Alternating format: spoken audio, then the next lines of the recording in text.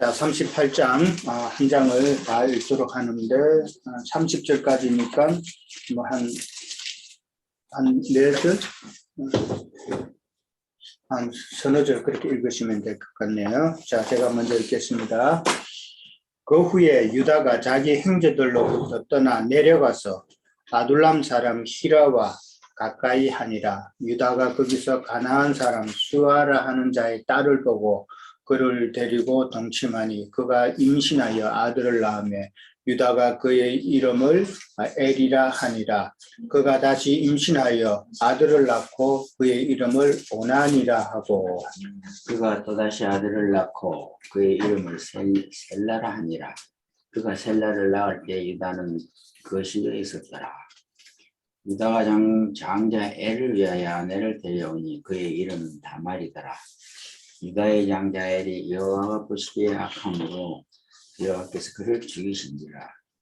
유다가 오난에게 이르되 내 형수에게로 들어가서 남편의 아우된 빈문을 행하여 내 형을 위하여 씨가 있게 하라.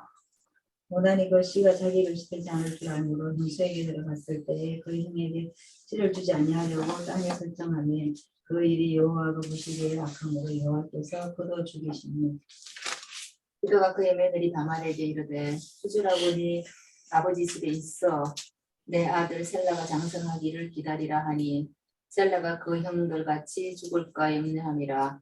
다말이 가서 그의 아버지 집에 있으니라. 얼마 후에 유다의 아내 수아의 딸이 죽은지라. 유다가 위로를 받은 후에 그의 친구 아둘람 사람 히라와 함께 딥나로 올라가서 자기의 양털을 깎는 자에게 이르렀더니 어떤 사람은 다말에게 말하되 내 시아버지가 자기의 양털을 깎으려고 딥나에 올라갔다 한지라. 거기 다말에게 고하되 내 시부가 자기 양털을 깎으려고 담나에게 올라왔다 한지라. 그가 그 과부의 의복을 벗고 면박으로 얼굴을 가리고 몸을 휩싸고 탐나 길 곁 에나임 문에 앉으니 이는 셀라가 장성함을 보았어. 또 자기를 그의 아내로 주지 않음을 인함이라. 그가 얼굴을 가리었으므로 유다가 그를 보고 창녀로 여겨 길 곁으로 그에게 나아가 이르되 청하건대 나로 내게 들어가라 하라 하니 그의 며느리인 줄 알지 못하였습니다. 그가 이르되 당신이 무엇을 주고 내게 들어오려느냐. 유다가 이르되 내가 내 떼에서 염소 새끼를 주리라. 그가 이르되 당신이 그것을 줄 때까지 담보물을 주겠느냐. 유다가 이르되 무슨 담보물을 내게 주랴.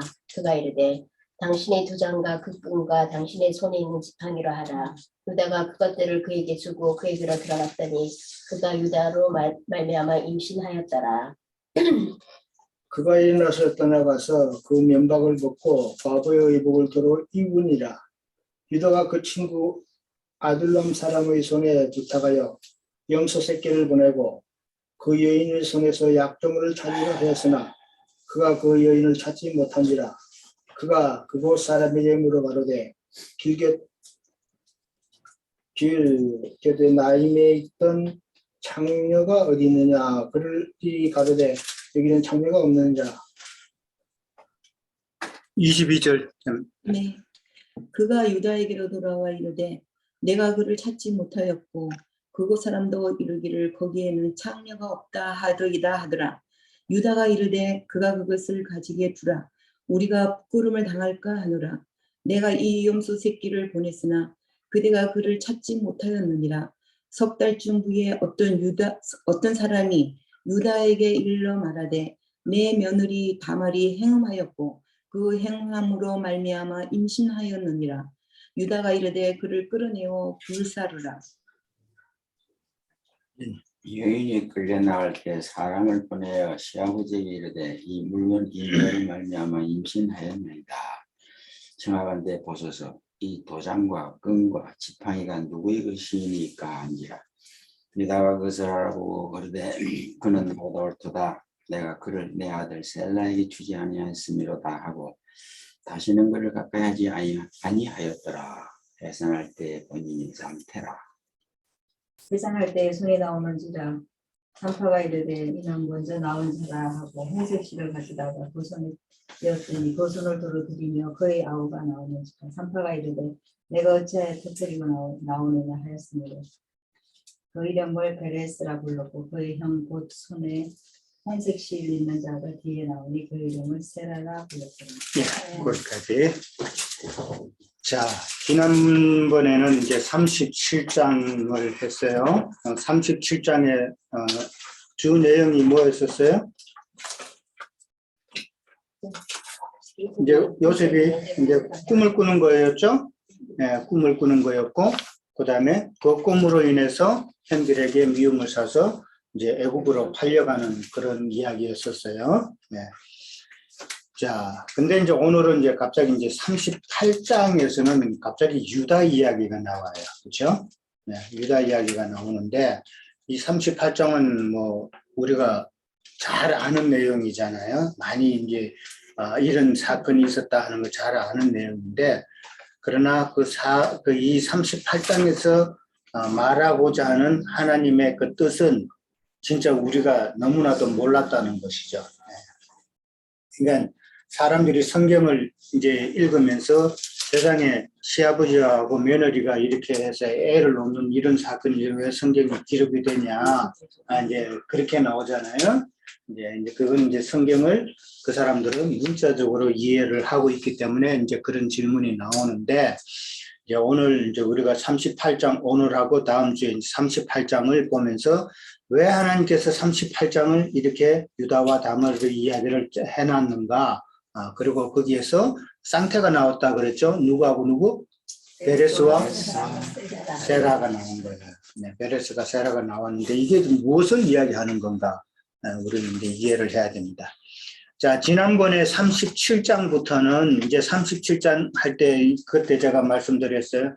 37장 이후에는 후사에 대한 기록이다라고 이제 이야기를 했어요. 후사에 대한 기록인데 요셉은 영적 후사잖아요. 영적 후사자이기 때문에 이제 요셉에 대해서 이제 먼저 나왔고 오늘은 유다가 나오죠. 유다는 육적 후사란 말이에요. 후사라는 말이 무슨 말인지 아시잖아요. 그렇죠? 장자권이란 말이에요. 이어져 내려가는 건데 인간 37장 이후로는 후사에 대한 기록인데 오늘 이제 38장은 육적 후사인 유다에 대한 그런 내용이라는 거죠. 근데 보면은 이제 말하고자 하는 후사를 기록하면서 말하고자 하는 의미는 무엇이냐면은 택함 받은 자는 많아요. 그렇죠? 예수님을 믿는다는 자는 많지만은 그러나 하나님의 영원한 생명을 이어갈 그 장자의 명분을 얻는 문제, 그 다음에 그 장자의 권리를 상속받을 자는 소수의 사람이라는 것을 우리는 기본적으로 알고 있어야 돼요. 네.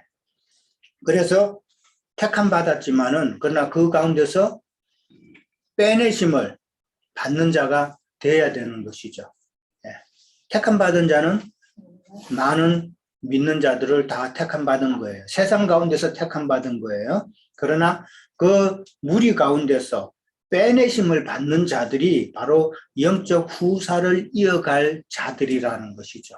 네, 그래서 한 번 더 빼내심을 그렇게 받는 그런 위치에 가야 하나님의 신성한 그 영광을 우리는 맛볼 수가 있다는 것이죠. 택함 받은 것으로만은 하나님의 그 계시를 깨닫기가 어렵다는 거죠. 그거는 종교생활로 빠지기가 쉬운 것이죠. 자, 그러니까 아까도 얘기했지만 38장은 육적 장자인 유다의 그 대를 잇는 후사에 대한 기록인데 뭐 조금 전에도 이야기했지만 38장은 정말 이해하기가 어렵잖아요.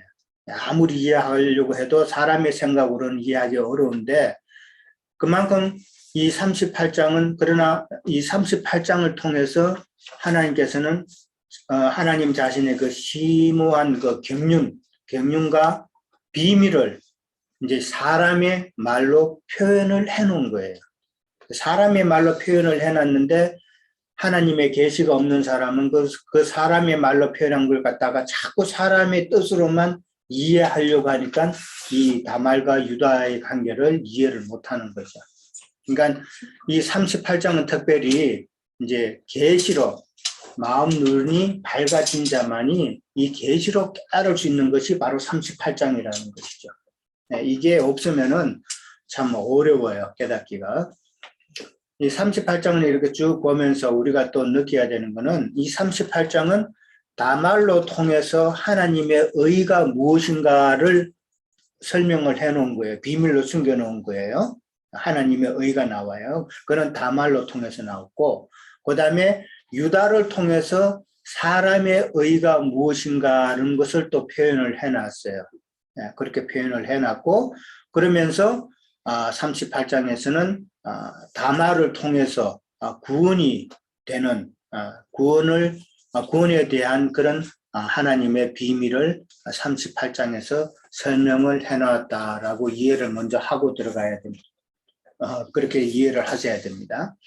그러니까 38장은 이제 하나님의 구속과 후사에 그러니까 초점이 맞춰져 있다. 그러니까 유다의 대를 잇는 후사의 기록이 38장이다라고 이제 그렇게 이해를 하고, 비슷한 경우가 또 하나 있죠, 성경에는. 룻기가 나오죠. 예. 룻기에 보면은 그 룻기는 이제 또 후사를 나오미의 그 후사를 잇는 문제잖아요. 그 후사를 잇는데 자기 자부 룻을 통해서 그 후사를 잇는 거란 말이죠. 그거는 이제 이방인의 구속과 후사를 설명하는 내용이에요. 룻기는. 왜냐하면 룻은 이방 여인이니까 룻을 통해서 이방인의 구속과 그 다음에 후사가 어떻게 이어질 거라는 것을 설명한 것이 룻기고, 그 다음에 오늘 38장에서는 유다의 대를 잇는 그런 내용이라는 것이죠. 그리고 한 가지 또 이제 두 후사라 그러면은 요셉과 이제 유다잖아요, 그죠? 그런데 조금 차이가 있어요. 요셉 후사하고 그 다음에 유다 후사, 육적 후사하고 차이점은 무엇일까? 영적 후사고 이제 유다는 이제 육적 후사인데 조금 차이가 있어요. 앞으로 진행되는 상황을 보면은. 그렇죠. 네. 하나님의 절대적 권한. 네. 요셉은 영적 장자이기 때문에 그러니까 유대인과 이방인을 구원하기 위한 그 그리스도의 사역을 감당할 자란 말이에요. 그렇기 때문에 영적 후사는 반드시 연단의 과정을 거친다는 것이죠. 지금 38장 다음부터 39장 이후로부터는 요셉의 그 연단 받는 과정 내용이 쭉 나와요. 연단 과정이 쭉 나오고, 그 다음에 그리스도로의 그 역할, 그러니까 생명의 양식을 나누어 주는 그런 총리의 역할을 하잖아요. 그리고 나중에 총리가 되어서 이제 세상 나라를 다스리는 그런 그리스도의 역할을 이제 설명해 놓는 것이 이제 창세기 39장 이후의 내용이란 말이죠. 근데 이제 유다는 육적 후사지만은 특별한 그런 연단의 과정이 없죠. 유다는 오늘 38장으로서 끝나요. 그러니까 연단의 과정이 없다는 것이 요셉과 유다의 차이점이다라고 이제 그렇게 이해를 하시면 됩니다. 그걸 먼저 전체적인 그 배경을 이해를 한 다음에 그렇게 이제 38장 들어갑니다. 오늘은 38장 1절부터 이제 11절까지 그렇게 다루도록 합니다. 자, 오늘 38장 보면은 1절부터 보면은 그 후에 유다가 자기 형제로부터 떠나 내려가서 아둘람 사람 시라와 가까이 한다 그랬어요. 여기서 우리가 내려간다는 표현 나왔죠? 무슨 뜻이에요? 성경에서 내려간다는 그 표현하고 올라간다는 표현 좀 여러 번 이야기를 했어요. 내려간다는 것은 하나님을 떠나가는 그런 표현이란 말이에요. 내려간다 그러면 아무리 높은 지역적으로 높은 위치라 하더라도 북쪽에 있다 하더라도 그 그곳이 이제 타락의 길로 가면은 그거는 내려간다라고 표현을 해놓는 것이고, 그 다음에 올라간다는 표현이면은 이거는 하나님의 임재가 지금 나한테 임했다라는 하나님의 임재를 내가 지금 느끼는 그런 신앙생활을 하고 있다라 그러면 우리는 올라간다 그러는 거예요. 예. 성경 옛날에 그 찬송 같은 그런 거 있었죠. 올라가 뭐 독수리 같이 뭐 한데 그거는 우리의 신앙이 하나님의 임재가 우리에게 있어서 올라가는 그런 신앙을 이야기하는 거잖아요. 그래서 오늘 이제 유다는 지금 내려가서라고 그렇게 표현이 돼 있어요. 그러니까 내려가서 하나님을 이제 떠나가는 그런 생활이다 보니까 결과적으로 어떻게 돼요? 어떤 행동을 해요?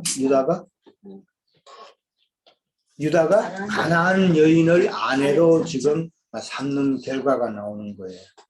예, 그렇죠? 자, 1번 문제로 넘어갑니다.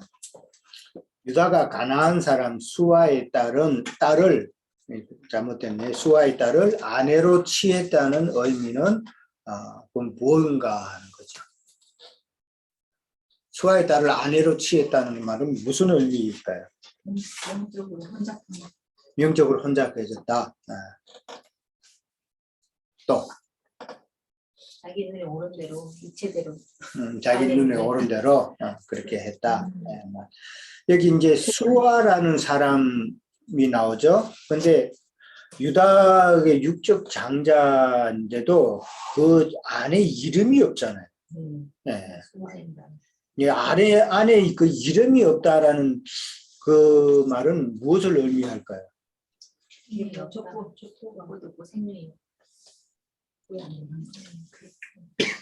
이름이 없다. 계시록에 생명책에 농명되지 못하는 자라는 그런 이야기잖아요. 네. 네, 유다의 첫 아내가 되면은 이름이 나올 법한데 유다의 그 아내 이름이 없다는 것은 생명책에 기록이 될 수 없는 자라는 그런 비밀을 숨겨놓고 있는 거죠. 그러니까 수아라는 사람은 그 북이라는 뜻이라고 그래요. 북이. 그러니까 수아의 딸이니까 상당히 뭐 재력가라는 그런 의미도 되는 것이지만 영적으로는 수아의 딸을 아내로 취했다는 말은 고상하고 부귀를 추구하는 그런 신앙생활을 상징하는 사람의 이름이다라는 것이죠. 그러니까 유다가 지금 수아의 딸을 아내로 취했다는 것은 내려가는 그 상황에서 유다의 신앙이 변질되는 것을 이야기하는 것이죠. 네, 변질된단 말이에요. 유다의 신앙이 변질되다가 유다 자신이 그러니까 뭐 나쁜 사람을 이렇게 치부하면 안 되는 거예요. 성경에서는 유다를 통해서 하나님께서 말씀하시고자 하는 뜻이 있단 말이에요. 그러니까 유다가 이렇게 신앙이 변질한다는 것은 나중에 유대 지도자들 그 다음에 이방 사람들이 하나님을 믿는다 하면서 신앙이 변질될 것에 대한 예표를 미리 유다를 통해서 기록을 해놓는 거라는 것이죠. 이해되죠? 네. 그러니까 유다가 육적 장자지만은 이렇게 변질이 돼서 내려가서 수아의 딸을 아내로 취하는 것은 이제 진리를 떠나서 어떤 종교적인 행위, 그 다음에 위신적인 그런 신앙생활을 하게 될 것이라는 것을 우리는 이해를 해야 되는 것이죠. 사실 유다는 육적 장자면서 야곱의 그 육적 장자면서 야곱 식구들의 특징이 뭐예요? 야곱 식구들은 야곱이 지금 가나안 여인과 결혼 안 하려고 어디까지 갔어요? 바단 아람까지 갔잖아요. 그러면 유다의 유다를 비롯한 그 형제들은 자기 아버지의 그런 행적을 알기 때문에 가나안 여인을 아내로 삼는 것은 절대 금기 사항이 있잖아요. 그렇죠. 그런 상황인데 유다는 지금 가나안 여인을 취했단 말이에요. 네. 근데 여기 저는 미국에서 그 후에 이랬잖아요. 네. 요셉을 팔아넘긴 데 대한 범민이 굉장히 컸을 것 같아요. 유다가. 그렇지. 그런 것도 있는. 그러니까 그 후라는 것은 이제 애굽에 이제 요셉을 팔아넘긴 이후가 되는 거니까 그게 심적인 어떤 부담감이 있었다. 아이고 떠나자 이렇게 되고 그 좋은 지적이에요. 그렇지 그렇게 않을까요? 이해를 하면은 좋은 지적이에요. 그래서 유다가 이제 어떤 사람도 그렇잖아요. 우리도 신앙이 올라가는 그때 어떤 동기가 있고 내려갈 때도 어떤 동기가 있듯이 지금 유다도 지금 수산자님 지적한 대로 그 후에라는 그 의미에서 그런 사건이 유다의 신앙이 내려갈 수 있는 그런 환경을 만들었다. 그렇게 이제 이해를 하면 됩니다. 그러니까 가나안 여인은 우리가 지난번에 이야기할 때 어떤 자들이라 어떤 그 밭이라 그랬어요? 악한 밭이죠. 가나안 여인의 그 태는. 그러니까 길가밭, 그다음에 돌짝밭, 가시나무밭 이런 밭으로 그렇게 설명되는 것이었었어요. 자, 말라기서 2장 11절에 한번 봅니다. 말라기서 2장 11절에 보면은 유다에 대한 이야기가 잠깐 언급이 되는 게 나와요. 말라기 구약 성경 제일 끝이죠. 2장 11절 보면은 제 성경으로는 1328페이지쯤에 있어요. 말라기 2장 11절.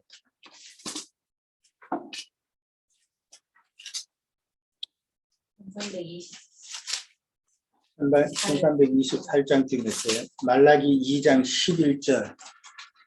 제가 읽을게요.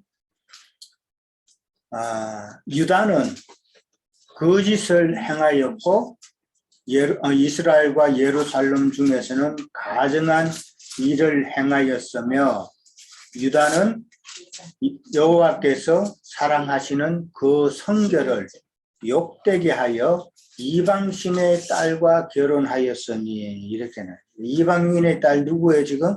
수아의 딸이죠. 이렇게 유다에 대한 기록이 잠깐 나와요. 그러니까 수아의 딸과 결혼한 것이 지금 유다의 그 하나님의 그 성결 하나님의 자녀로서 야곱의 식구로서 성결을 유지해야 되는데 근데 이방신의 딸과 결혼해서 그 부정한 그런 정결치 못한 그런 신앙으로 떨어졌다는 것을 성경에서는 그렇게 또 이야기를 하고 있어요. 지적을 하고 있어요. 그러니까 유다의 이 행동이 참 선지자의 그 표현 말라기서에도 기록이 될 정도로 사실은 참 그냥 넘어갈 수 있는 그런 평범한 사건이 아니라는 것이죠. 자, 그 다음에 이게 수아의 딸이라는 것은 아까도 설명했지만은 그 이름에 있어서 참 우리가 고상하고 좀 부귀를 추구하는 그런 신앙생활을 추구하는 그런 세속교계 사람들을 상징한다라고 이야기를 했어요. 지난주에 우연히 그 일요일 날이었나? 그 한국의 제일 큰 교회 그 합창단 한 300명이 나와서 그 메사야 공연하는 게 TV에 잠깐 나왔어요. 그래서 한 2시간 이상 했던 것 같은데 그거를 이제 도중에 이제 보게 돼서 이제 쭉 봤는데 우리도 다 그랬잖아요. 나도 그랬고 이게 보면은 그거를 우리는 참 좋은 걸로 즐겼잖아요.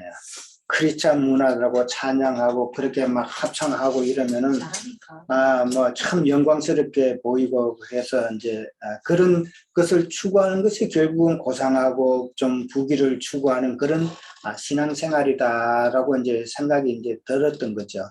근데 그런 것에 너무 치중하다 보면은 하나님의 말씀에 대한 거는 이제 떨어지는 것이죠. 그러나 하나님의 말씀 물론 그런 크리스찬 문화가 뭐 어느 정도는 필요해요. 근데 그런 문화에 너무 그냥 매달리면은 이게 주객이 전도되는 것이죠. 그러니까 우리의 신앙은 어디까지나 말씀 중심으로 가야 된다는 거 우리는 또 한번 알아야 되는 거예요. 그러니까 신앙생활 하는 것도 그런 사람 많아요. 무슨 액세서리로 신앙생활 하는 사람 많죠.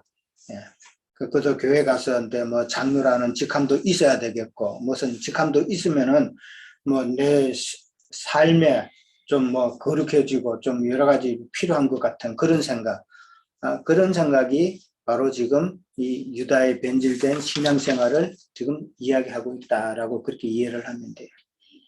자, 그 다음에 2번으로 넘어갑니다. 유다가 가나안 여인에게서 낳은 세 아들은 누구며 누구를 상징할까요?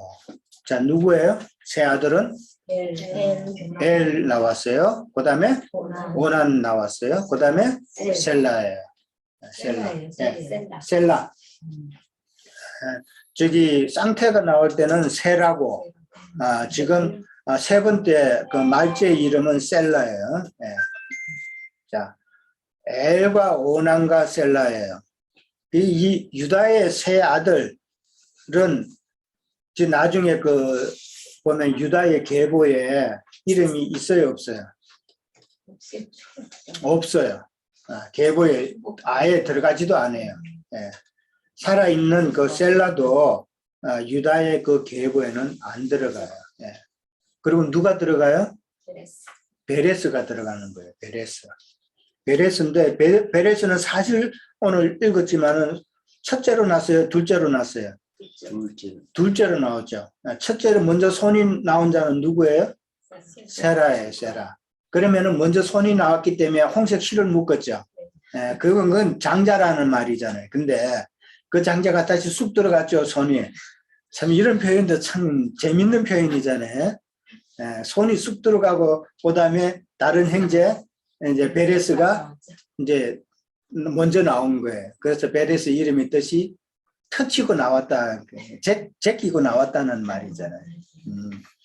참 재밌는 표현이에요. 그런데 그게 무엇을 이야기하는 건가는 이제 다음 주에 우리가 또 나누도록 하고, 자, 세 아들이 나왔는데 첫 번째는 엘이에요. 엘은 어떤 누구를 상징할까요? 어떤 자를 상징할까요? 아람의 신. 네. 그 당시 그 아람 족속에 있어서 엘이라는 표현은 그 아람인들의 그 모든 그 신들의 최고라는 말이에요. 네. 신은 이방 신들은 아람 사람들은 여러 신을 섬기잖아요. 여러 신을 섬기는데 그 중에서 최고 신을 갖다가 엘이라고 부르는 거예요. 네. 그러니까 그 이름을 따서 이제 그렇게 자기 아들도 이제 엘이라고 이름을 했는데, 이제 육적 장자이고, 그 다음에 어떤 종교, 왜냐하면은 장자기 때문에 그 어머니가 이 애를 갖다가 가나안의 종교인으로 만들었을 거라는 거죠. 양육을 했다. 그래서 그 종교적인 행위가 하나님 앞에 악하였다라고는 7절인가 나오죠. 예, 악하였으므로 뭐 악하다는 표현이 뭐 도덕적으로 뭐 나쁜 사람 이런 의미가 아닌 거예요. 예. 근데 하나님 보시기에 종교적으로 나가면은 종교 지도자가 되고 이러면은 하나님 보시기에는 악하다라고 표현을 하는 거죠. 그 다음에 오나는 이름의 뜻이 강하다라는 뜻이에요. 강하다. 이게 강하다라는 것이니까 이것도 고집센 그런 종교인들을 상징한다라고 이제 보면 되고요. 그 다음에 셀라라는 이름은 고요하다라는 그런 뜻이에요. 고요하다는 이름의 뜻인데, 특이한 것은 셀라를 낳을 때에 유다가 어디 있었다 그래요? 거십에 있었다는 이 표현이 있어요. 거십이라는 지역에 이제 유다가 있었는데, 거십이라는 그 뜻이 뭐냐면은 쏘기다라는 뜻이에요. 그 다음에 또 실망시키다. 쏘김을 당하면 실망당하죠. 그 다음에 물이 마른 성읍이라는 의미래요. 그러니까 쏘기고 실망시키는 그런 의미가 있고, 그리고 그 지역은 물이 마른 그런 성읍이다라는 거예요. 이게 무엇을 상징하는 말이에요? 지금 단어적으로? 네. 그러니까 속이고 실망시키고 실속 없는, 그러니까 생명 없는 그런 사역을 하는 곳이라는 말이죠. 네. 그러니까 생명 없는 사역을 하는 그 세속 교계의 그런 사역자들을 대표하는 그런 의미다라는 것이죠. 이 셀라라는 자는. 그러니까 셀라만 지금 살았잖아요, 그죠? 셀라만 살아서 나중에 후손을 퍼뜨리죠. 이제 후손을 퍼뜨린다는 것은 그런 생명 없는 사역을 감당하는 자라는 그런 의미란 말이죠. 자, 그 다음에 3번으로 넘어갑니다. 이제 3번으로 넘어가기 전에 유다가 이제 엘을 위해서 누구를 데려와요? 오늘의 주인공 다말을 데리고 온단 말이에요. 네. 자, 엘이 엘을 위해서 다말을 데려왔는데 그 유다의 그 성품을 우리가 여기서 볼 수 있어요. 자기가 결혼할 때도 유다는 부모한테 알리지도 않고 자기 마음대로 했죠. 그 다음에 자기 자부를 데리고 오는 그 엘의 그 아내를 데려오는 것도 엘이 자기가 좋아서 데리고 오는 것이 아니라 유다가 그냥 데리고 와요. 네. 그러면 이 유다라는 이 사람의 성격이 대강 나오죠. 좀 우리나라 옛날식으로 말하자면 아주 막 아버지의 근위만 내세우는 그런 자라는 의미라. 그러니까 그런 유다가 낳은 그 세 아들은 바로 종교 지도자, 근위만 내세우는 종교 지도자들이라는 그런 의미로도 우리가 유추해 볼 수 있는 것이죠. 그렇게 이해를 하시면 돼요. 그러니까 우리 뭐 할아버지 때 위상 옛날에 그 아주 독불스러운 자기 뜻대로만 하는 그런 독불장군 스타일이다라고 이제 보면 되는 거예요. 그런 것이 바로 종교 지도자들의 그런 행태다. 거기서 유다가 낳은 그 세 아들은 바로 그런 또한 자녀들이다라고 이해를 해볼 수가 있는 것이죠. 자, 다말을 데려왔는데 다말이라는 그 이름의 뜻은 승리를 상징하는 그런 이름이에요. 다말. 그 다음에 생명의 번성을 상징하는 그런 의미도 다말이라는 그 이름 가운데 있는 거예요. 그러니까 승리하고 그 다음에 생명이 번성되는 그런 이름을 가지고 있으니까 이거는 참 하나님께서 준비하고 택하신 은혜의 그릇이라는 것이죠. 네. 이해돼요? 네. 그러니까 하나님께서 준비하고 택하신 은혜의 그릇이기 때문에 이 다말은 바로 신약 교회를 상징한다라는 것을 먼저 이해를 하셔야 돼요. 네. 그러면은 왜 다말의 그 첫 번째 남편 엘이 죽고 오난이 죽고 했는가를 이해가 되는 거예요. 네. 다말은 신약 교회를 상징한다라는 거 먼저 머릿속에 딱 기억을 하세요. 야, 그러니까 만약에 다말도 악한 자이고 하나님의 그 은혜를 입은 자가 아니었다면은 다말도 악하고 엘도 악하면은 이들은 악한 자의 계보로 그냥 하나님께서 그냥 버려두시는 계보죠. 그런데 다말을 준비하시고 엘을 죽였단 말이에요. 엘은 악하다 그랬어요. 그러고 난 다음에 또 두 번째 오난도 행수방에 들어갔지만은 악한 일을 행함으로 죽였단 말이에요. 그러면은 이게 생각이 안 나세요? 다말은 지금 신약 교회단 말이에요. 그러니까 엘과 오난의 그 씨는 무엇을 말하는 거예요? 그게 구약이란 말이에요. 구약. 네, 구약 율법이단 말이에요. 구약 율법을 신약 교회에다가 뿌리면 된다 안 된다? 안 되는 거예요. 그 비밀을 지금 이야기하고 있는 거예요. 이해됐어요? 예. 왜 하나님이 애를 죽이고 오난을 죽였는가? 그런 구약의 그 율법의 씨가 종교적인 씨가 신약 교회에 뿌려지면 안 된다는 의미란 말이에요. 그래서 엘과 오난을 하나님께서는 죽이셨다. 그렇게 이해를 하면 돼요. 그러니까 성경 신약에도 보면은 좋은 밭에는 악한 씨를 뿌릴 수가 없다라는 그런 걸 우리는 이해를 해야 되죠. 그 악한 씨라는 거는 이제 율법도 있지만은 사람의 그 머리에서 나오는 여러 가지 교훈, 도덕, 그 다음에 각종 신학, 번영 신학, 뭐 이런 것들을 좋은 밭에는 뿌릴 수가 없다. 그러니까 채술은 세부대에 부어야 된다는 것이죠. 네. 이제 요거를 이해를 하시면은 왜 이런 상황이 전개되는가를 이해를 할 수가 있죠. 자, 그 다음에 이거를 일단 이제 3번까지 하면 시간이 또 많이 걸릴 것 같은데 일단 빨리빨리 합시다. 자, 3번 문제.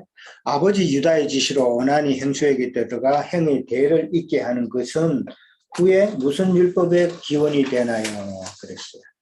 자, 무슨 율법이에요?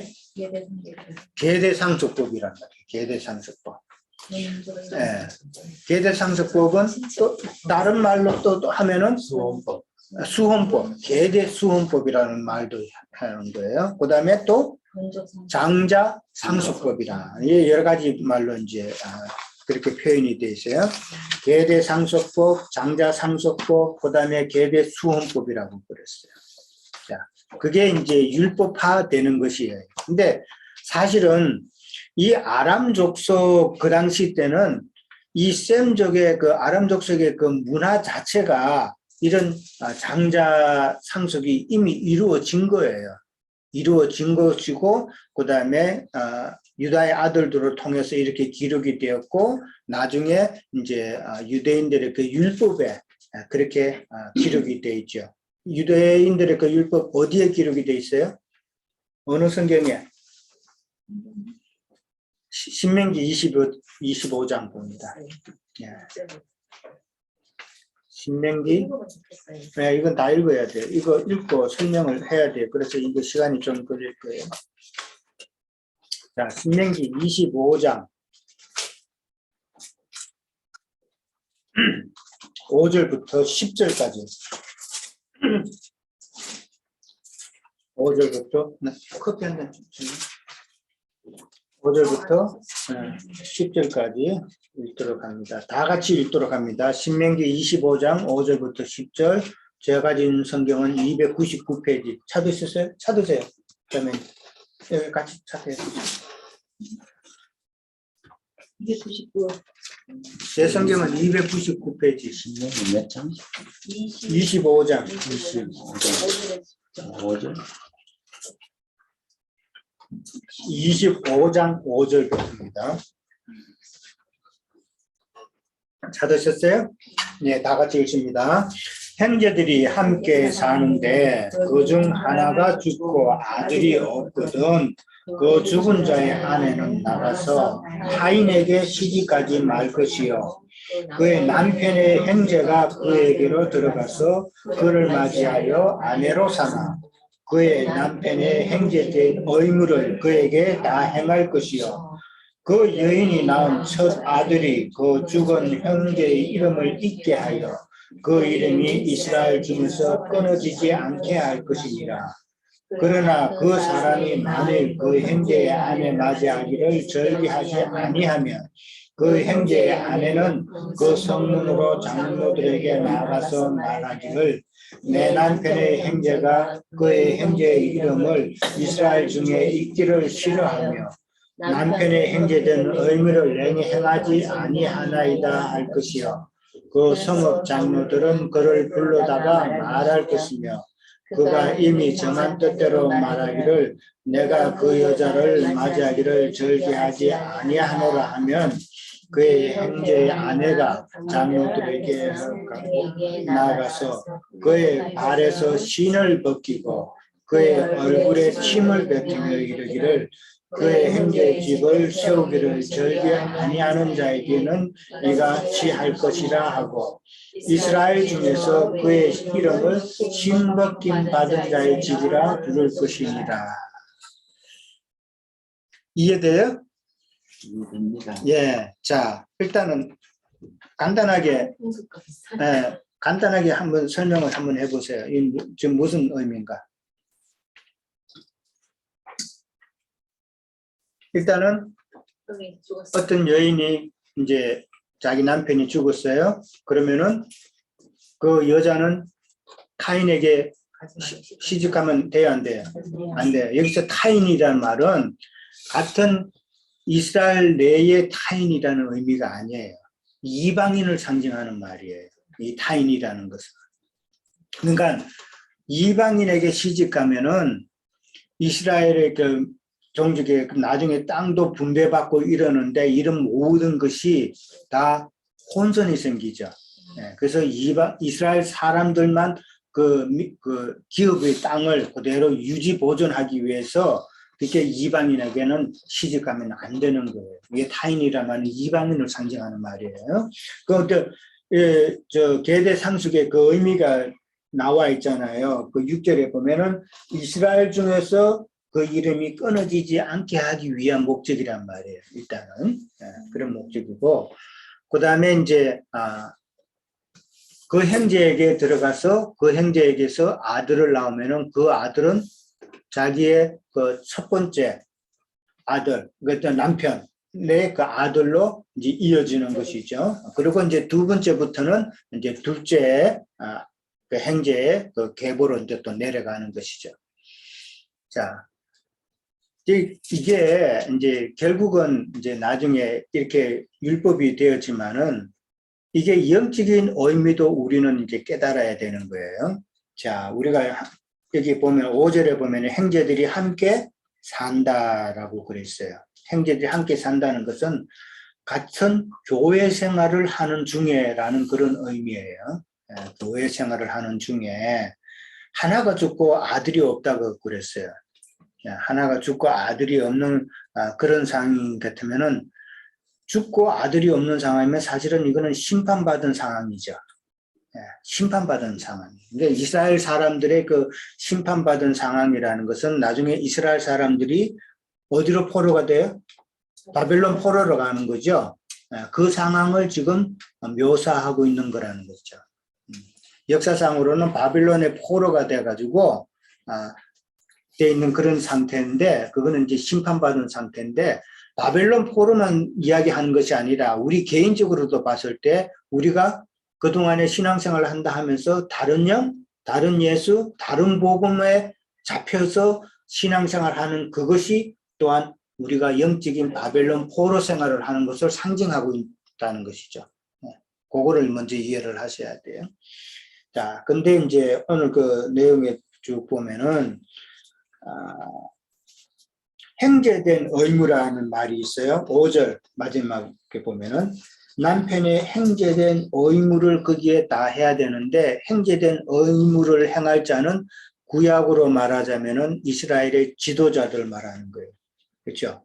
구약은 이스라엘의 지도자들이 행제된 의무를 다 해야 될 자들인데, 신약에 와서는 그러면은 행제된 의무를 다 할 자가 누구냐면은 주님의 제자들이란 말이에요. 주님의 제자라면은 어떤 이런 생명의 계보를 이어가는 의무가 있다는 것이죠. 우리에게도 이 의무는 있죠. 그걸 가져야 되는 거예요. 그래야 우리가 주님의 그 후사 안에 그 계보에 든 자라고 말할 수 있는 거예요. 그거를 우리는 또 염두에 둬야 되는 거예요. 그 다음에 이제 절개하지 않는다라고 그랬어요.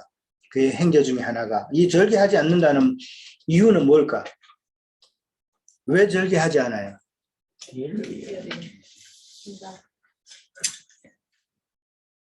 절개하지 않는 이유가 있어요. 내 것을 뺏기니. 자기의 기득권을 뺏기는 거예요.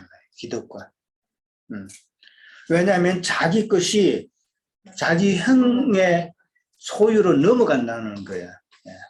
그런 것 때문에, 기득권 때문에 절개하지 않는다라는 표현을 했죠.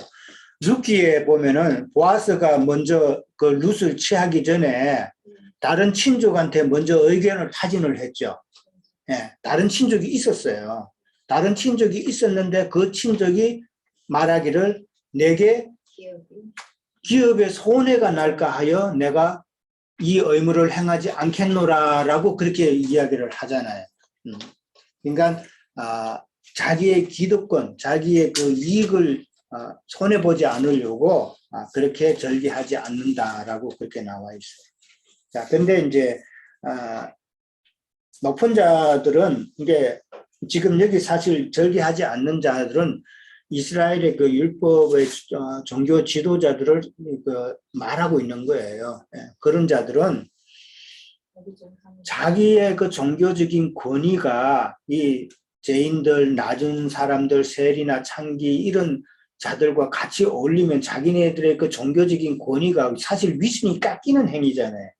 그렇잖아요. 그래서 사람들은 나보다도 좀 나은 사람, 높은 사람하고 서로 잘 알기를 원하고 이렇게 관계를 맺기를 원하지, 나보다 낮은 사람, 아주 지지리도 궁상맞은 사람, 이런 사람하고는 관계 맺으려고 안 하잖아요. 그게 사람의 속성이잖아요. 누구나 다 그렇잖아요.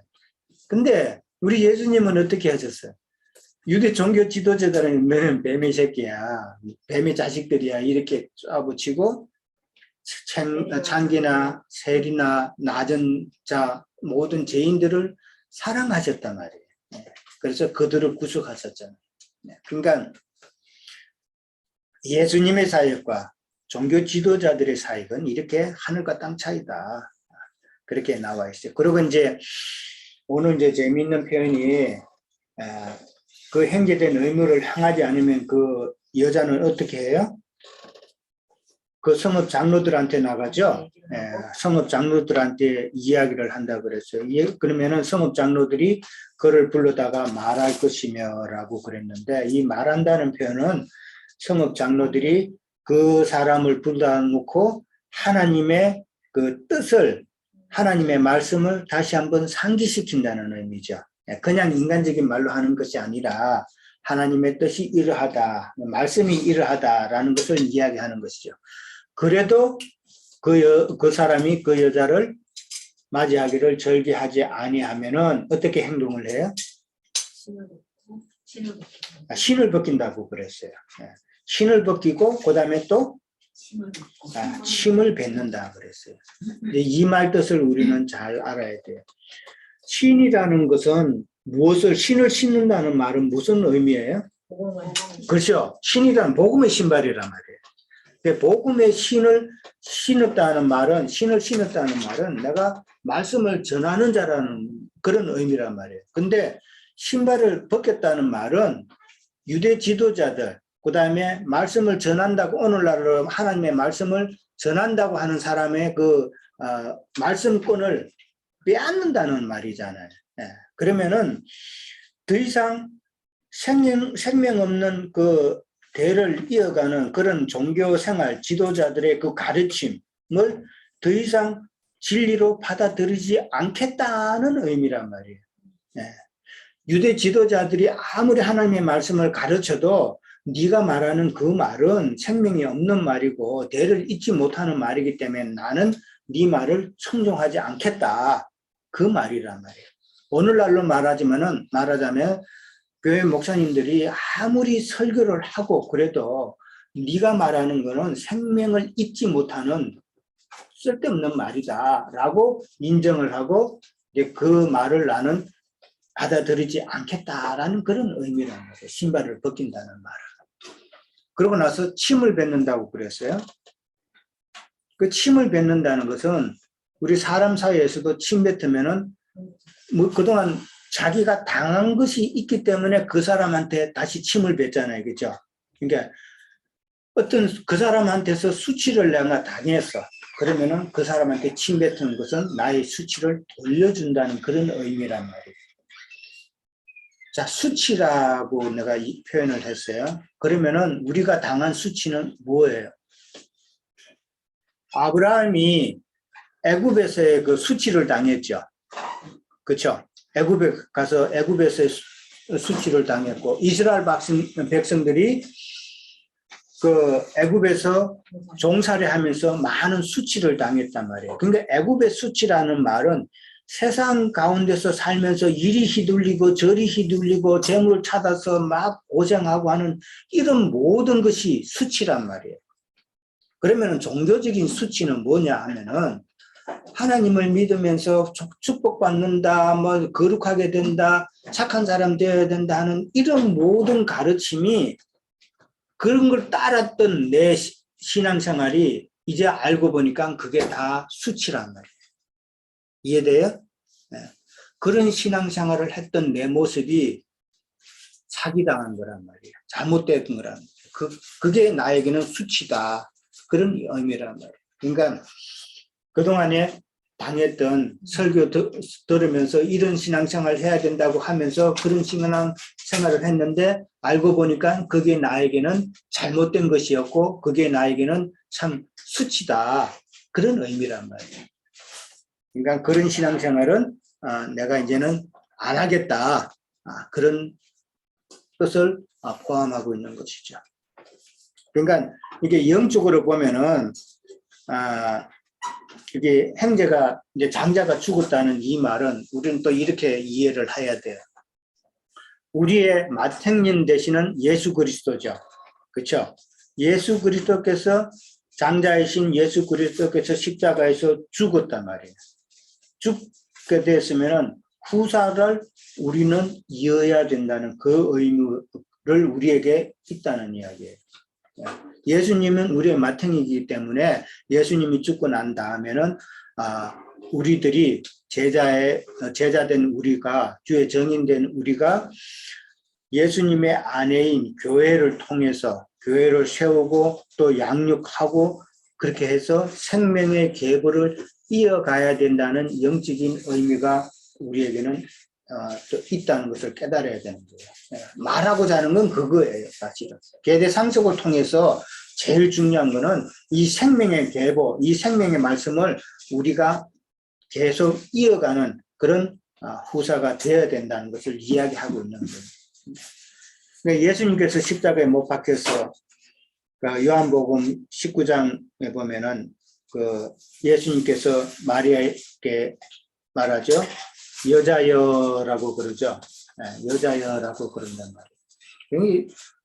세상 믿는다고 하는 사람은 예수님이 진짜 쌍놈이다. 어떻게 자기 어머니한테 여자여 이런 표현을 할 수 있냐라고 이제 이야기를 하잖아요.